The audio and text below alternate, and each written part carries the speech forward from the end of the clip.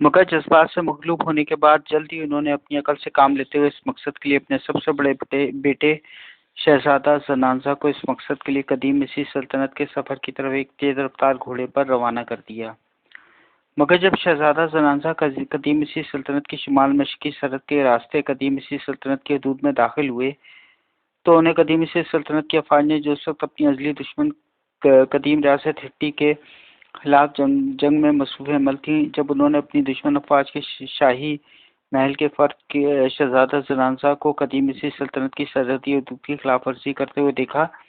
تو ان کا پیچھا کر کے انہیں گرفتار کر لیا، اور ان کی شناخت معلوم کرنے کے بعد انہیں اسی سرحدی مقام کی ڈیوٹی متعین سپاہیوں نے اسی وقت قتل کر دیا۔ اس قتل کے واقعے کے بعد شہزادہ زنانزا کے والد ہٹی فرمانرواں سوپی لیلیوما شدید غصے میں آ گئے، اور انہوں نے اپنے پیارے بیٹے کی موت کا بدلہ لینے کے لیے قدیم مصری سلطنت کی افواج پر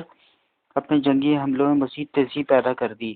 خیال کیا جاتا ہے کہ فرائنا انکسنمون کے نانا ایا کو فرائنا انکسنمون کی طرف سے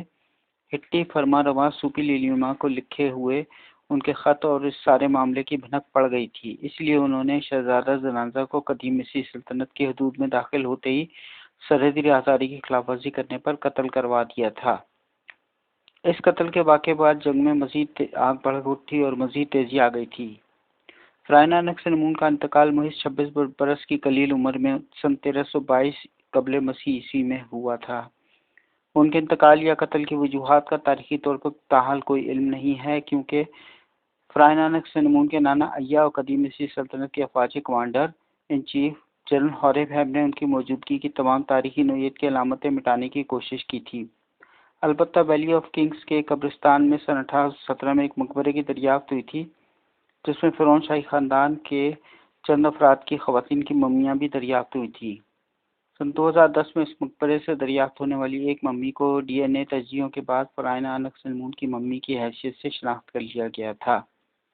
فرائنا انکسنمون کی یہ ممی انتہائی بری حالت میں دریافت ہوئی تھی، ان کا سر جسم سے الگ اور غائب تھا، اور ان کے جسم کے کئی ٹکڑے مقبرے کے مختلف مقامات پر جا بجا فرش اور سیڑھیوں پر بکھرے ہوئے پائے گئے تھے۔ ایسا محسوس ہوتا ہے کہ فرائنا انکسنمون کی تدفین کے بعد ان سے کسی دشمنی رکھنے والے شخص نے فرائنا انکسنمون کے مقبرے میں داخل ہو کر ان سے اپنی نفرت کے اظہار کے طور پر ان کی ممی کے ٹکڑے کر دیے ہوں گے۔ ایک اور اندیشہ یہ بھی ظاہر کیا جا رہا ہے کہ فرائنا انکسنمون کے نانا ایا نے اپنی نواسی فرائنا انکسنمون کو اپنے سے شادی کے لیے بے حد مجبور کیا ہوگا، تو فرائنا انکسنمون نے ان سے شادی کرنے سے انکار کر دیا ہوگا، جس پر فرائنا انکسنمون